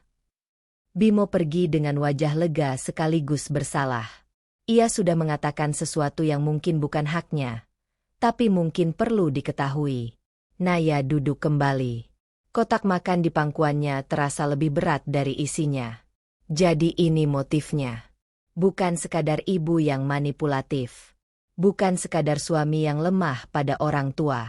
Tapi tekanan uang yang nyata, mendesak, dan memalukan. Marah mulai muncul. Bukan karena utangnya, tapi karena kebohongannya. Karena menjadikan kepercayaannya sebagai jaring pengaman tanpa izin. Namun di sela marah itu, ada rasa iba yang mengganggu. Ia tahu bagaimana rasanya takut gagal. Ia tahu harga diri laki-laki sering terikat pada kemampuan finansial. Tapi pemahaman tidak otomatis berarti persetujuan. Untuk pertama kalinya, Naya bisa memisahkan keduanya. Ia bisa mengerti tanpa harus menyelamatkan. Ponselnya berbunyi. Nama Ardi muncul. Biasanya Naya akan langsung mengangkat. Hari ini ia menatapnya sampai dering itu berhenti sendiri. Satu pesan masuk. Kamu ke kantor? Resepsionis bilang kamu di sini. Jadi Ardi sudah tahu. Naya mengetik balasan perlahan. Iya. Cuma antar makan. Titik. Tidak ada emoji. Tidak ada kalimat manis. Beberapa detik kemudian. Makasih ya. Maaf akhir-akhir ini aku lagi banyak pikiran. Kalimat itu dulu akan meluluhkan.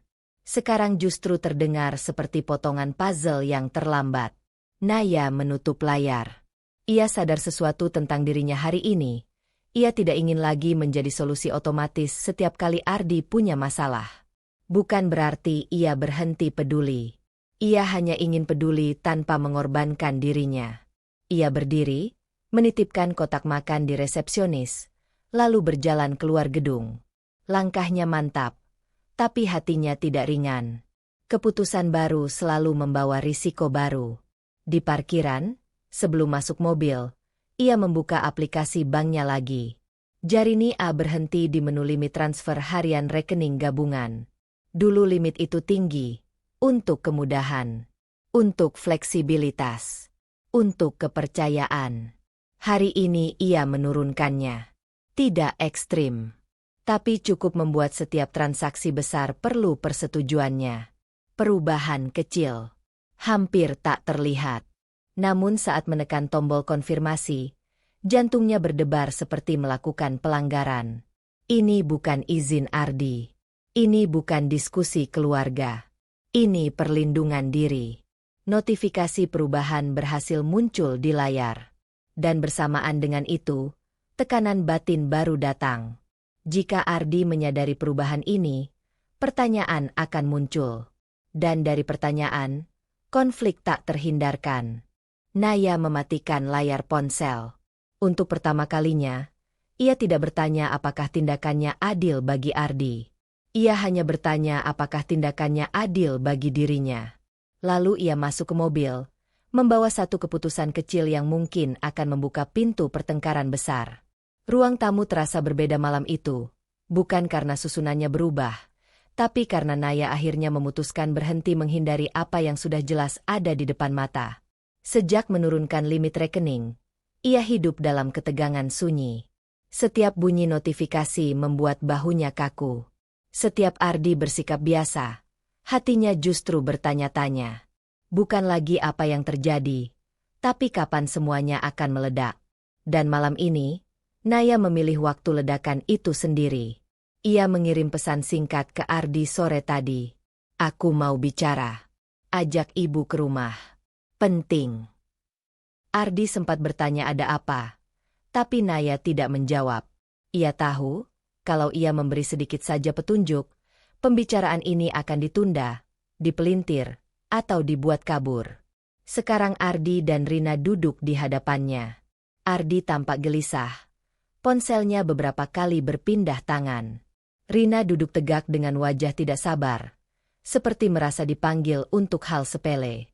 Kamu bikin suasana kayak sidang, kata Rina lebih dulu. Ada apa sampai harus begini?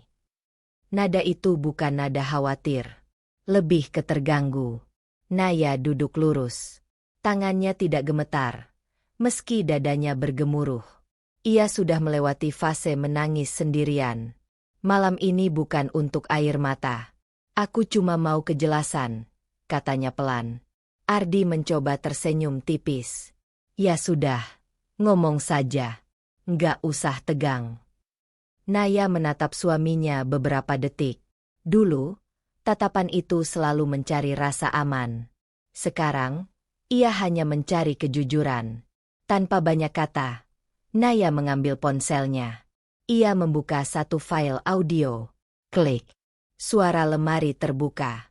Lalu suara Rina yang berbisik panik. Cepat ambil. Dia nggak mungkin pulang malam ini. Suara Ardi menyusul. Ragu tapi jelas. Takutnya dia sadar. Bu. Uang istri itu ya uang keluarga. Jangan lemah. Rekaman berhenti. Sunyi jatuh di ruangan seperti benda berat. Wajah Ardi langsung pucat. Rina berkedip cepat. Lalu rahangnya mengeras.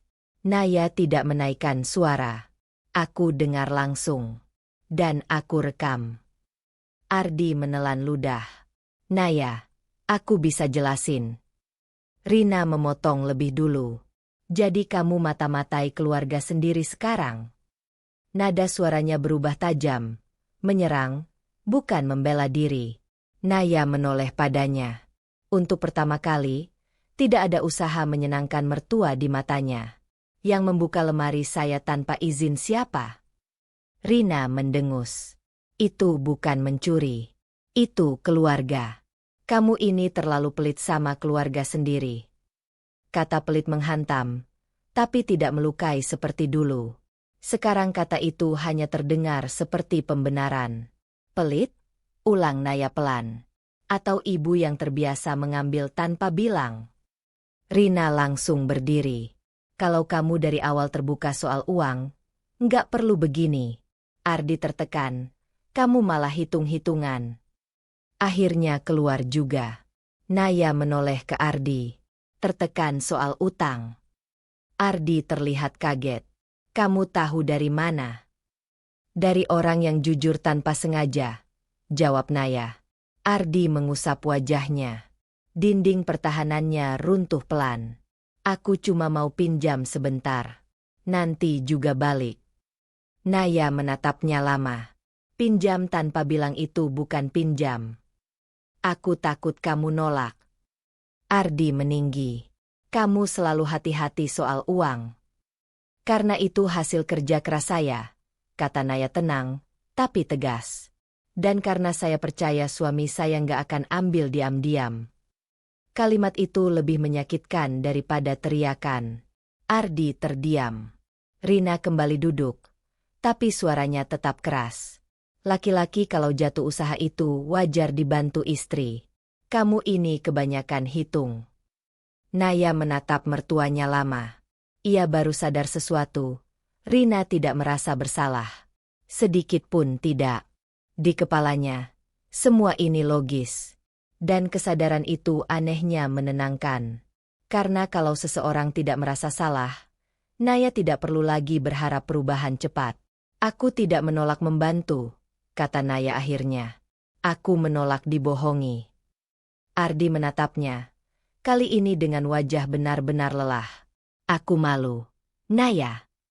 Aku juga, jawab Naya. Tapi saya tidak menyembunyikan. Ruangan kembali hening. Ketegangan berubah bentuk. Bukan lagi ledakan, tapi tekanan dalam. Naya merasakan sesuatu bergeser di dalam dirinya. Bukan marah. Bukan sedih. Tapi batas. Ia bangkit berdiri. Saya tidak akan bahas solusi malam ini, katanya.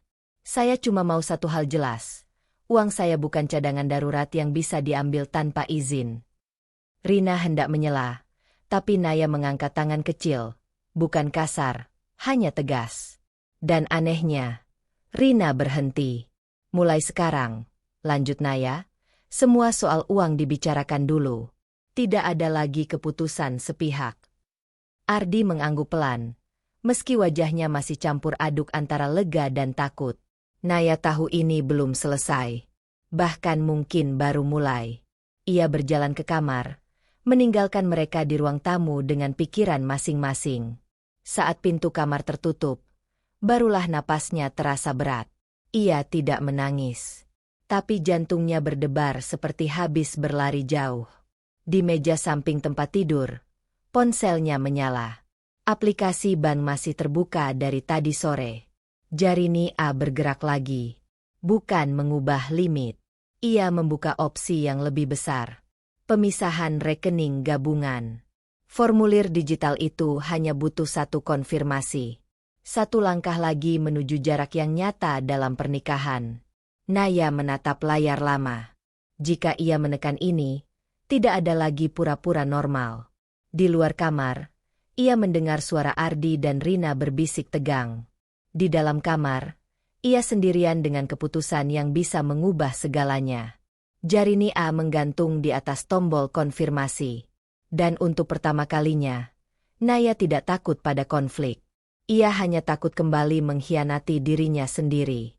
Jarinya masih menggantung di atas tombol konfirmasi pemisahan rekening ketika suara pintu kamar terdengar pelan di luar. Ardi tidak masuk, hanya berhenti di depan, seolah ragu apakah ia masih punya hak untuk mengetuk seperti biasa. Naya mematikan layar tanpa menekan apapun.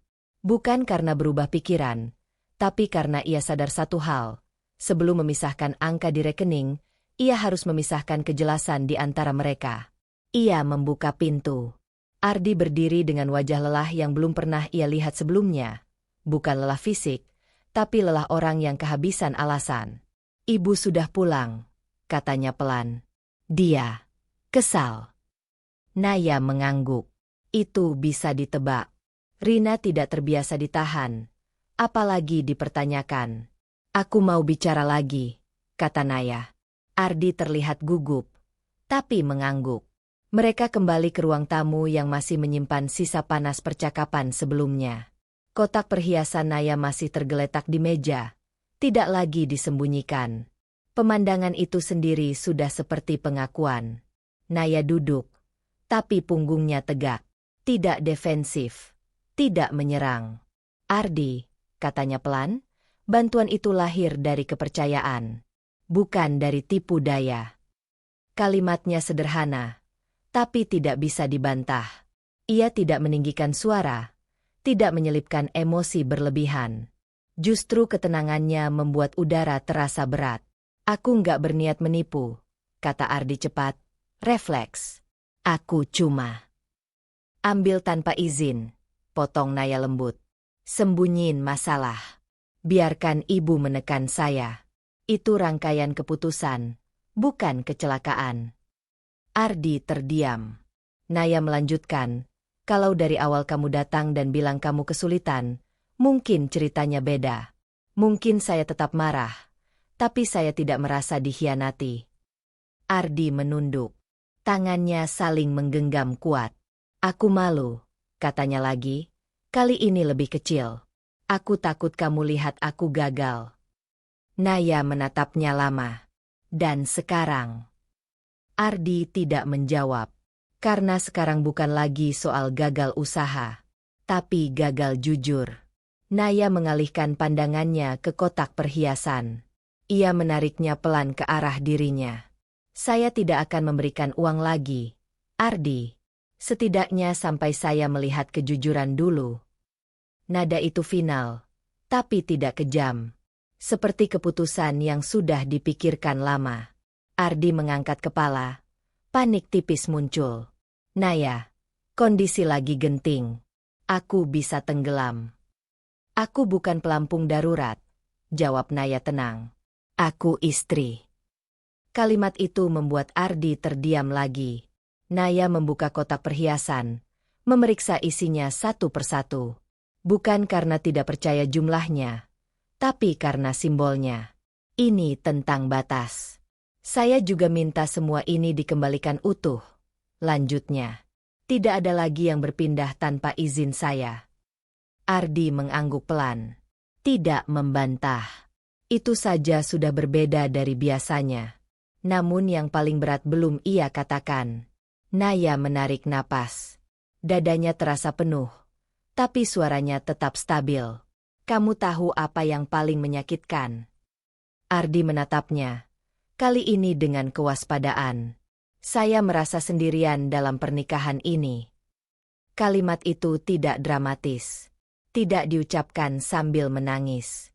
Justru disampaikan seperti fakta. Dan mungkin karena itulah dampaknya lebih dalam. Ardi membuka mulut, lalu menutupnya lagi. Untuk pertama kalinya sejak mereka menikah, ia tidak punya jawaban cepat. Tidak ada pembelaan. Tidak ada logika. Karena ia tahu itu benar. Naya melanjutkan pelan, setiap ada masalah, kamu dan ibu satu tim. Saya jadi pihak luar.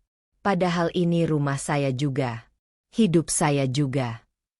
Ardi mengusap wajahnya kasar. Aku nggak sadar kamu ngerasa begitu.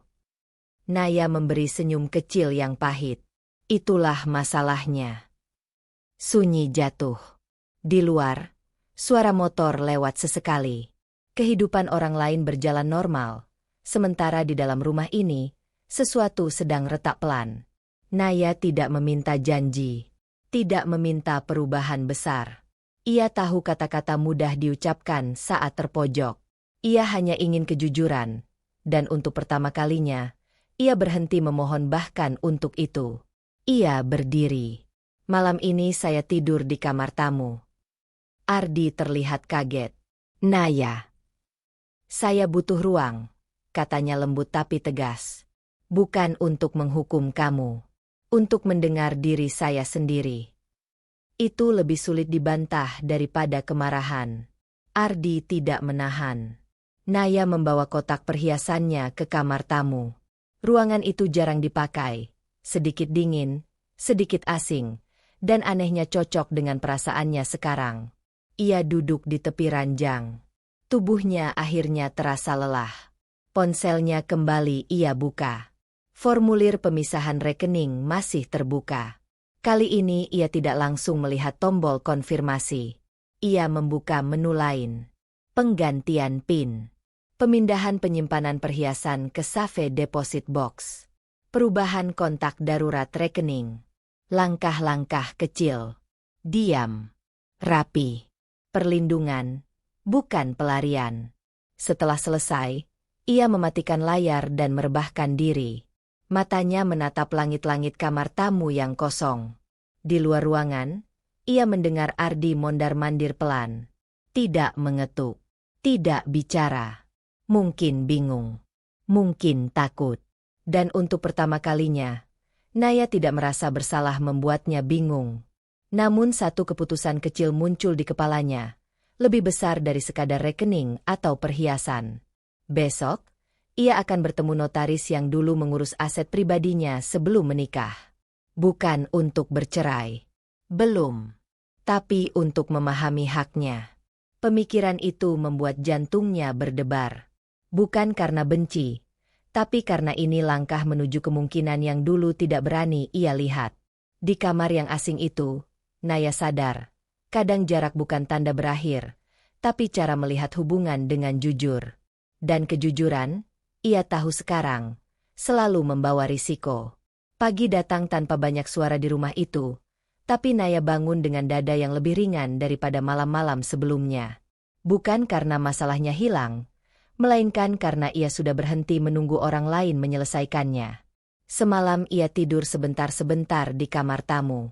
Bukan gelisah, lebih seperti pikirannya sedang merapikan sesuatu yang selama ini berantakan. Setiap kali terbangun, ia tidak lagi bertanya, kenapa ini terjadi padaku? Melainkan, apa yang bisa kulakukan untuk diriku? Pertanyaan kedua itu terasa baru, tapi menguatkan. Ardi sudah berangkat kerja lebih pagi dari biasanya. Tidak ada pesan panjang, hanya satu kalimat singkat di meja makan. Maafkan aku. Kita bicara kalau kamu siap. Dulu, catatan seperti itu akan membuatnya luluh. Sekarang, Naya melihatnya sebagai awal, bukan penyelesaian. Ia mandi, berpakaian rapi, lalu membawa map berisi dokumen pribadi. Tanpa drama, tanpa pengumuman, ia pergi ke bank. Proses pemisahan rekening ternyata tidak serumit yang ia bayangkan. Petugas hanya menanyakan konfirmasi dan beberapa tanda tangan. Sistem bekerja netral. Tidak peduli siapa yang tersakiti di balik keputusan finansial. Saat rekening pribadinya resmi berdiri sendiri, Naya tidak merasa menang. Ia merasa aman. Perasaan itu sederhana, tapi asing. Dari bank, ia menuju Safe Deposit Box tempat ia menyimpan perhiasannya. Satu persatu ia masukkan barang berharganya, bukan karena takut dicuri lagi, tapi karena ia tidak ingin hidup dengan rasa waspada di rumah sendiri. Setiap gelang dan kalung yang masuk ke kotak besi itu terasa seperti potongan kepercayaan yang ia tarik kembali ke dirinya. Ia tidak marah saat melakukannya. Tidak menangis. Hanya tenang. Dan ketenangan itu memberinya keberanian untuk langkah berikutnya. Siang hari, ia menghubungi Lila. Sahabatnya itu tidak banyak bertanya. Hanya berkata, kalau kamu butuh tempat tenang, rumahku selalu ada. Nada Lila tidak mengasihani. Tidak juga memanas-manasi. Hanya memberi ruang. Sesuatu yang jarang Naya dapatkan akhir-akhir ini. Sore itu, Naya pulang ke rumah untuk mengambil pakaian secukupnya. Ardi sudah di sana. Duduk di ruang tamu dengan wajah cemas yang tidak dibuat-buat. Kamu mau kemana? Tanyanya pelan saat melihat koper kecil di tangan Naya. Ke rumah Lila.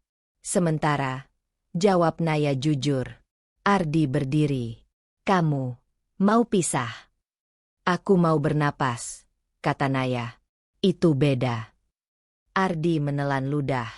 Aku bisa berubah. Naya menatapnya lama. Ia percaya Ardi mungkin ingin berubah.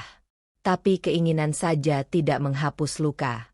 Aku tidak minta kamu berubah hari ini, katanya lembut. Aku cuma berhenti mengorbankan diriku sambil menunggu.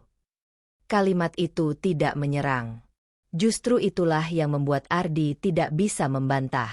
Ibu pasti menganggap aku durhaka, lanjut Naya tenang. Tapi aku tidak menikah untuk menjadi dompet keluarga atau tameng masalah. Ardi mengusap wajahnya. Aku takut kehilangan kamu. Naya mengangguk kecil. Aku juga takut kehilangan diriku sendiri. Dan itu hampir terjadi. Sunyi jatuh di antara mereka. Tapi bukan sunyi marah. Lebih seperti dua orang yang akhirnya melihat kenyataan tanpa hiasan. Naya mengangkat koper. Aku belum menggugat cerai. Aku belum menutup pintu. Tapi mulai sekarang, batasku jelas. Ardi tidak menahan. Mungkin karena sadar menahan tanpa berubah hanya akan mengulang siklus lama. Saat Naya melangkah keluar, rumah itu terasa berbeda. Bukan lagi tempat aman, tapi juga bukan penjara. Hanya sebuah bangunan yang menyimpan pelajaran. Di rumah Lila, suasana hangat menyambutnya. Lila hanya memeluknya sebentar, tanpa interogasi. Kamar tamu sudah siap, katanya ringan. Malamnya, Naya duduk di tepi ranjang, menatap jendela. Kota tetap ramai, hidup orang lain tetap berjalan. Dan untuk pertama kalinya ia tidak merasa tertinggal. Ia memikirkan semua yang terjadi, bisikan Dimas, kepanikan Rina, kebohongan Ardi, dan ketakutannya sendiri. Ia sadar sesuatu. Selama ini ia takut dianggap istri yang tidak berbakti. Takut dinilai hitung-hitungan. Takut terlihat keras. Padahal yang benar-benar ia butuhkan hanya satu, ketenangan. Dan ketenangan tidak pernah lahir dari mengorbankan diri terus-menerus. Ponselnya berbunyi. Pesan dari Ardi. Terima kasih sudah jujur. Aku mulai urus utangku sendiri. Tanpa uangmu. Naya membaca tanpa senyum. Tapi juga tanpa sinis. Itu langkah Ardi. Bukan tanggung jawabnya. Ia membalas singkat. Semoga lancar. Tidak dingin. Tidak manis. Netral. Sehat. Ia meletakkan ponsel. Di dalam dadanya, ada ruang baru. Ruang yang dulu dipenuhi cemas dan rasa bersalah, sekarang diisi kejelasan. Untuk pertama kalinya sejak menikah, ia merasa memegang kendali atas hidupnya sendiri. Bukan karena ia pergi. Bukan karena ia melawan. Tapi karena ia memilih dirinya tanpa harus membenci orang lain. Sebelum tidur, satu pikiran kecil muncul, bukan menakutkan, tapi menantang. Besok ia akan kembali bekerja penuh, menerima proyek yang dulu ia tolak karena ingin fokus rumah tangga. Keputusan kecil, langkah baru, risiko baru. Namun kali ini, ia melangkah bukan untuk lari dari sesuatu, melainkan menuju dirinya sendiri. Dan di kamar tamu sahabatnya, dengan hati yang akhirnya tenang, Naya menutup mata, bukan sebagai istri yang gagal, tapi sebagai perempuan yang akhirnya berani menjaga dirinya. Kadang keberanian terbesar bukan bertahan, tapi tahu kapan menjaga diri sendiri adalah bentuk cinta yang paling jujur. Kalau cerita ini menyentuh hati kamu, klik like dan tulis di komentar. Kamu baca dari daerah mana?